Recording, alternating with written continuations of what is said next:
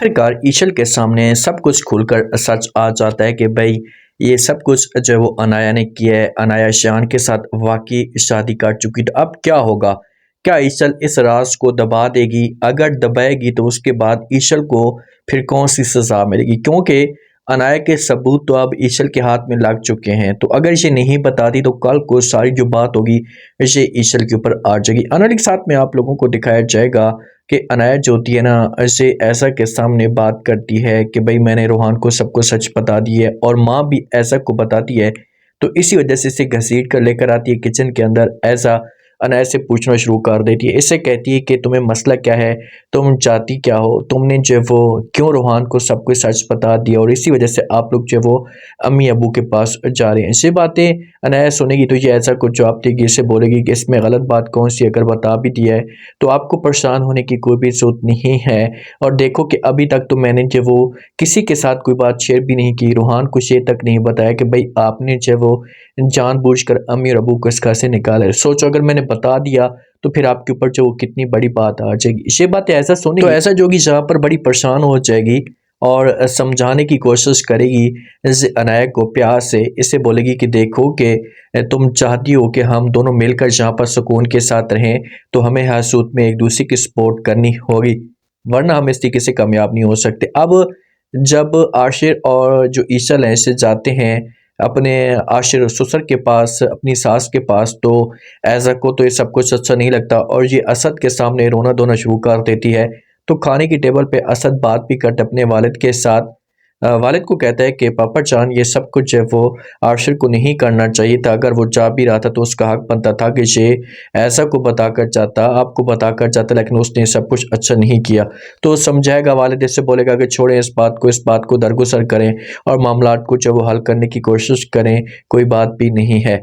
तो जब जो ईशल होती है इसे अपने घर में मौजूद होती है अपने वालिद के पास, तो वहाँ पर इसे शान जो होता है ना ये तस्वीरें भेजता है। जब ये तस्वीरें देखते ही है ऐसा कि भाई अनाया ने जो वो शादी कर ली है, तो बड़ी हक्की बक्की रह जाती है, इसके पाँव तले ज़मीन निकल जाती है, फ़ौरन उठ खड़ी होती है। वालिद परेशान देखते हैं तो इससे पूछने की कोशिश करता है। इससे कहते हैं क्या हुआ, आप इतनी परेशान क्यों लग रही हैं? तो आगे से ईशल जोगी से हो सकता है कि अपने वालिद को ये बात ना बताए, अगर बताती भी है ना तो माँ तो हैरान होगी, माँ तो तमाशा खड़ा कर देगी। माँ तो बोलेगी कि इसी वजह से जो वो ऐसा परेशान नज़र आ रही थी, या इसी वजह से अनाया वालों ने जो जल्दी जल्दी अनाया की शादी करवाने की कोशिश की है।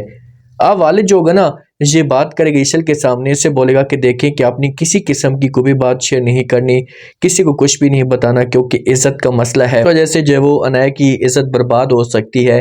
तो ईशल जोगी ना ये जब आशिर से लेने के लिए आएगा, वापस जा रही होगी, तो इसके चेहरे के ऊपर उदासी होगी, परेशान सी होगी। जब परेशान होगी तो इससे जब आशिर रास्ते पे बात करने की कोशिश करेगा तो कोई भी बात शेयर नहीं करेगी। जब घर में जाएंगे ना तो वहाँ पर भी अपसेट सी रहेगी, उदास सी रहेगी, तो इससे जो है ना आशिर ज़बरदस्ती पकड़ लेगा।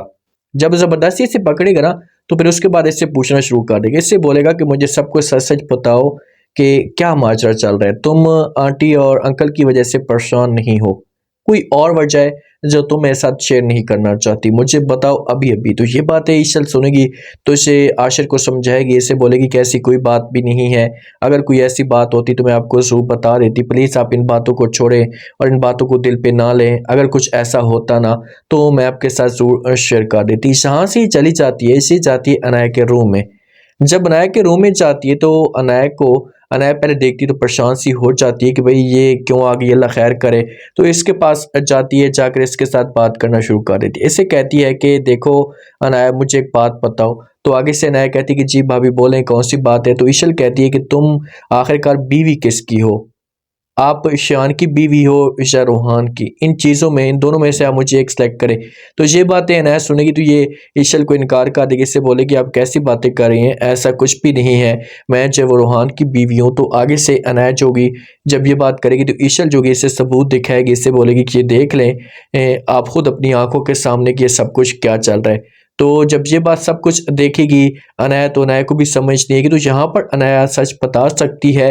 तो ईशल जो कि ये कड़वा घूट पिएगी और किसी किस्म की कोई भी बात शेयर नहीं करेगी, और अगर बात शेयर नहीं करती तो इससे सबसे जो बड़ा नुकसान होगा ये जो वो ईशल को होगा, क्योंकि ईशल के लिए अनाया ही होगी, गहरा तंग करेगी।